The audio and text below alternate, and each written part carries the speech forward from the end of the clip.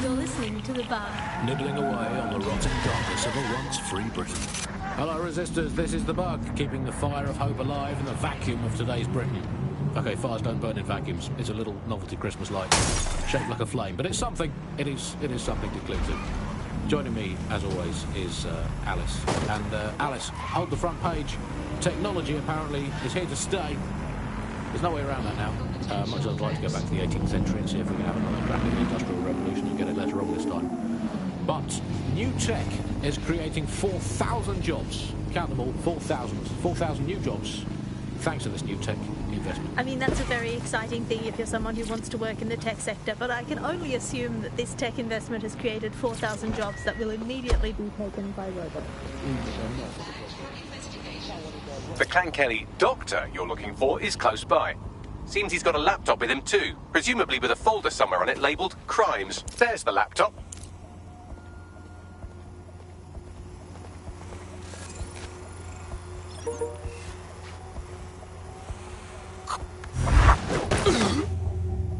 Nearly done. Right, how about you take over and encrypt all of this shit? Oh, bloody hell, calm down. Shit in hell! Got a casualty! It's done.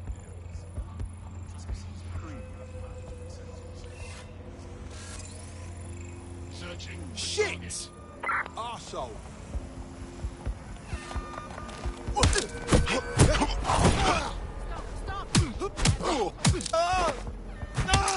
Surrender yourself. Failure will result in extreme measures.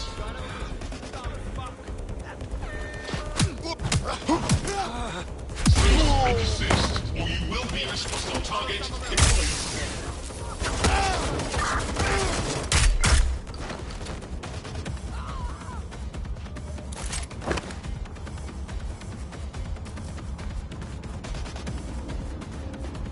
Right, get me out of it.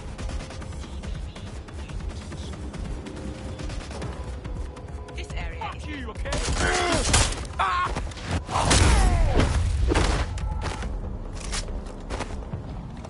Well, I've survived a lot worse than this.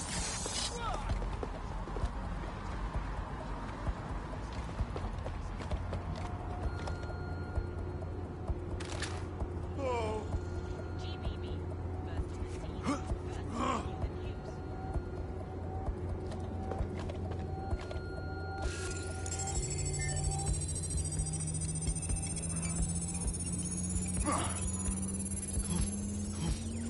Laptop scraped. Get to safety while I analyse the data.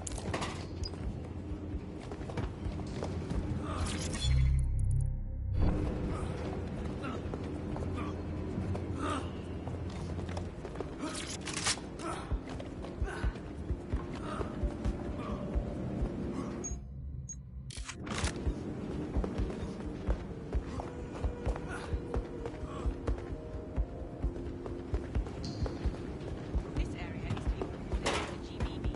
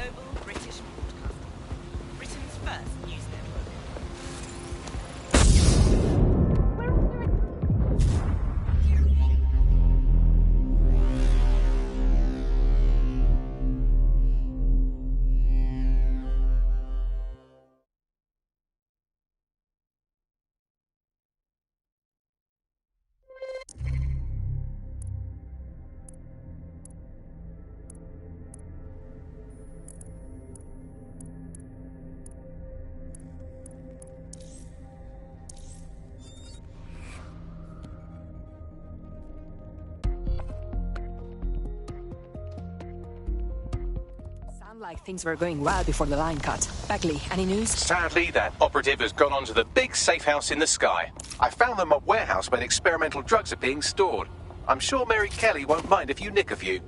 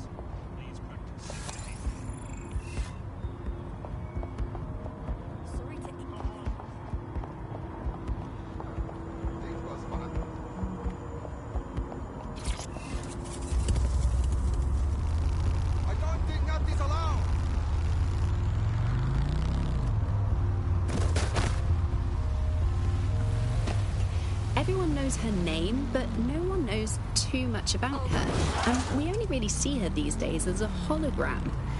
She was pretty young when she launched Broker Tech, the company that is best known for introducing Bagley to the world. Nowadays, it's hard to remember a world before Bagley. Bagley is the most advanced, significant AI of our time, and it's really blown all the other AIs that were created out of the water. And I think that what Sky Larson's done with Bagley is absolutely incredible. Yeah, I mean, I can't really imagine the optic without it. But what do you know about Sky Larson herself? Not a lot, other than that she's actually pretty incredible. I've followed her work for a long time, and she's always been a pretty private person. I know that she supposedly grew up in the countryside, but there isn't actually that much more we know about her other than this tech that she's put out into the world. I've always found it a bit creepy that she's so obsessed with this idea of transhumanism. Why wouldn't you be? When you've got a mind as amazing as Sky's, why wouldn't you want to take what you've got and actually augment it by working with technology, by improving your physical self, changing your body and the world around you, implementing more technology to extend your life and really sort of... We'll set things right. It's about time someone stands up and does something for this city, don't you think? Fuck me, dead sec. All right, maybe you could help. Got myself in a bit of trouble. Let's just say I can help. What's the situation? These Clan Kelly guys, they've gone too bloody far. They tossed a Molotov through my mate's window because he wouldn't pay protection money. Sorry to hear that. We got cam footage that shows the two that did the throwing, but the police won't do, like, anything. We will be able to help you. We'll look into the gangsters. It's worth a go. You help me with this, and I'll do whatever you want. I'll repay my debts. I'm detecting a vehicle nearby with at least 2 years' worth of treatments inside. That's more than enough to wean our contact's friend off the treatment. Right, got it.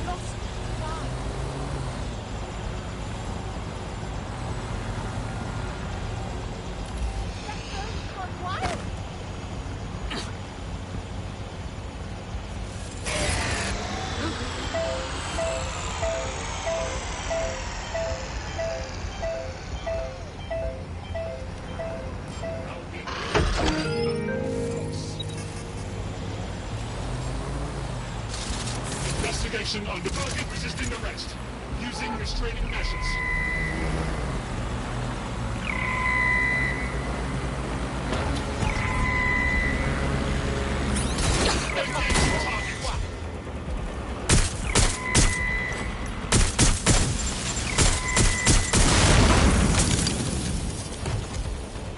Having a laugh, eh?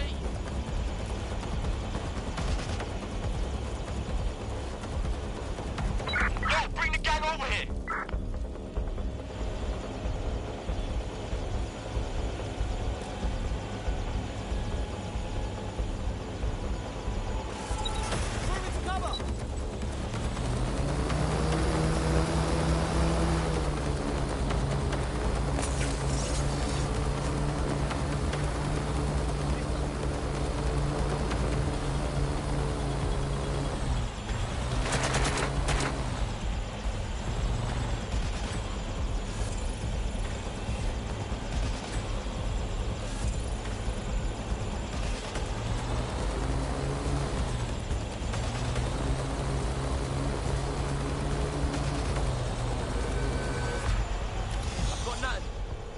Try over there.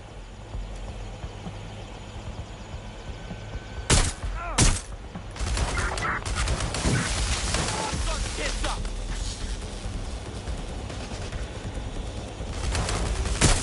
It won't stop shooting.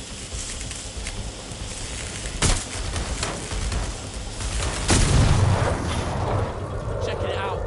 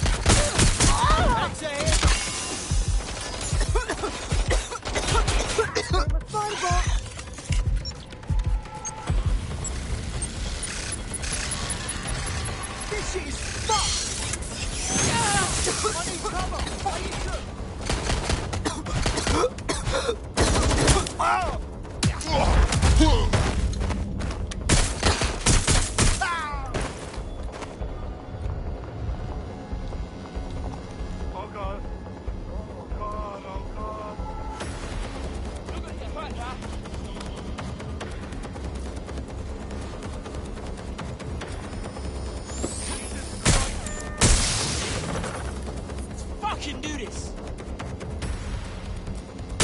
I'm under fire! Shoot!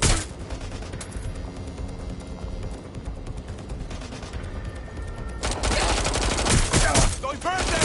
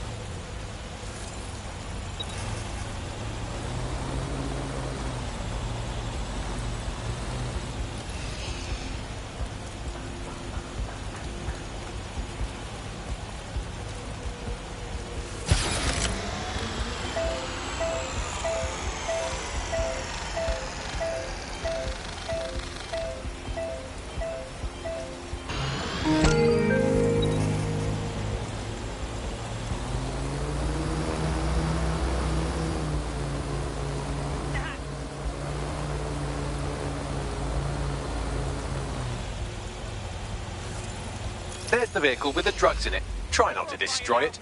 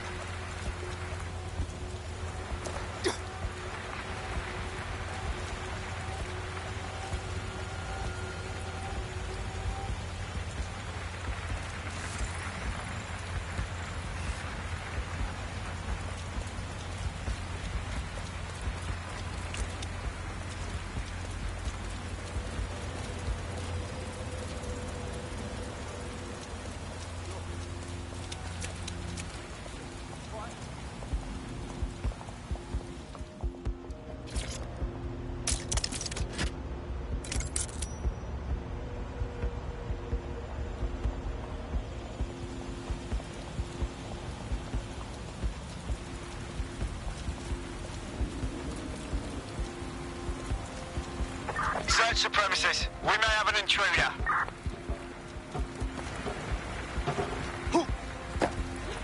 Bloody...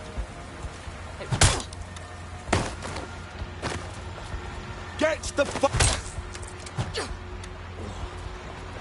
back off.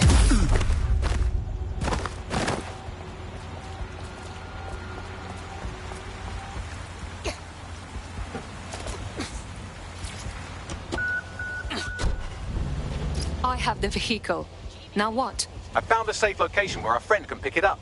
Sending you the coordinates now.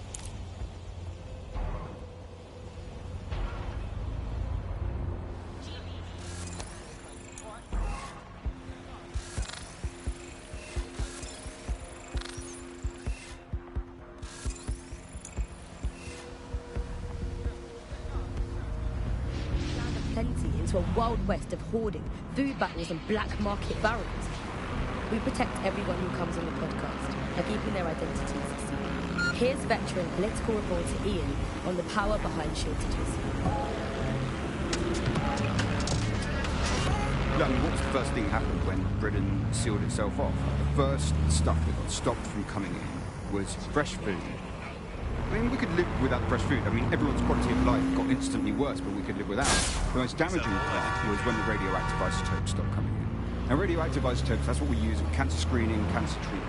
Now, that stuff, it has a short half-life. Technetium used to save hundreds of thousands of lives just by screening for cancer, let alone testing for cancer. But that stuff has a half-life of 66 hours. As soon as those rules went up, there was just no time to bring it into the country, and that is when people started dying. And then the medicines. The thing is, there's loads of medicines that you just can't stockpile. There was a moment before it took place when actually there was some effort to try and stockpile some of the medicines. There were some things that could be done.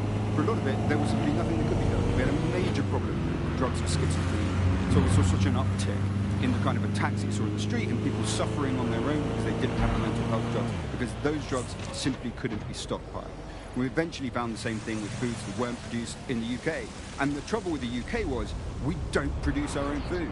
We never have. For hundreds of years, we produced under half of our own food. So as soon as those wars went up, we started having significant material problems.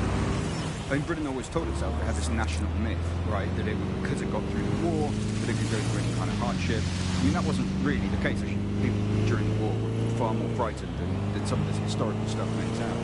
Now, what did we see? People don't want to go through that stuff. They were desperate for the things that they had before, and they were scared. So they went to the black market. The same thing that always happens. And where did the growth of Clan Kelly come from? It came from people wanting the things that they could previously get legitimately and can now only get through the black market, funneling funds towards criminality. And from there, we got to the situation we have now of this bit of war between criminals and security that seems to dominate what's going on out there on the streets. Nothing shakes people's faith in capitalism quite as much as when capitalism fails to deliver.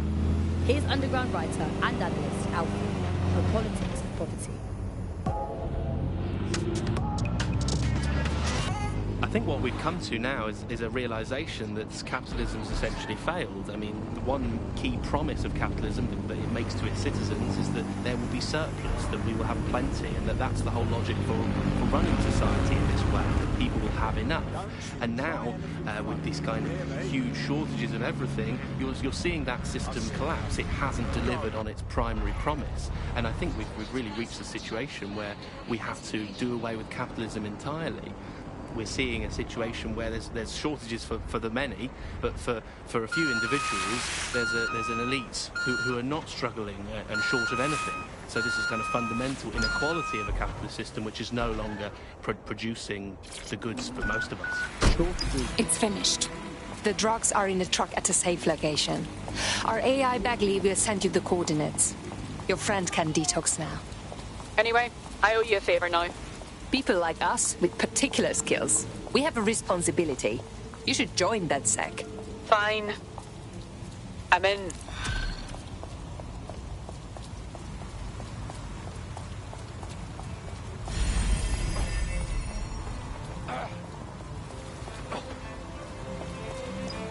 Fuck! Lay off, man! Over here. ID check. Come here. ID check. Okay.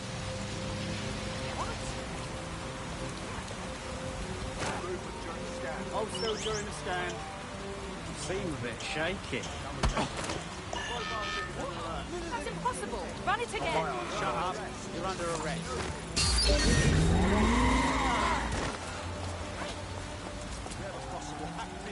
Proceed to lockdown.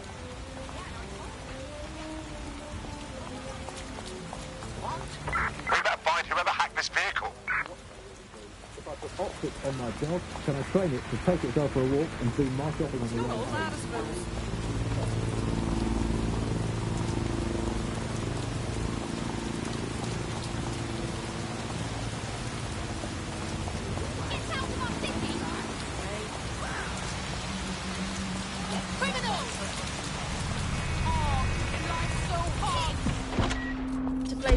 Play game where I pretend to know my loved ones better than some twat behind a screen in the SIRS headquarters.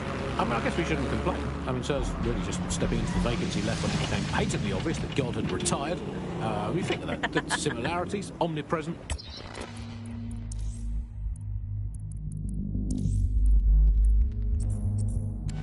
Judgmental, stripping away your finances and freedoms, dishing out random punishments, peas in a pod. All it needs to do, sir, is ban me from eating something. What's it going to be this time? Not bacon again, please. Please, not bacon. Courgettes. Ban courgettes. I can take you back to courgettes. I'm not happy with that. Makes me feel important knowing that I'm doing with everything I do. Well, it's just not. It's reassuring, isn't it? It's like having an extra aunt. This is the aunt that gets drunk at Christmas and vomits in the kiddie pool, right? Get that on. This is the bug on the Buccaneer. Let's move on now to sport. Well, the closest thing we have to sport now, riots. I mean, riots are my favourite sport now. Ever since they turned the oval from the cricket ground into the immigration processing centre. And, yeah, rioting is a great sport. I mean, it's fun for all the family. It's guaranteed action. It's pleasing.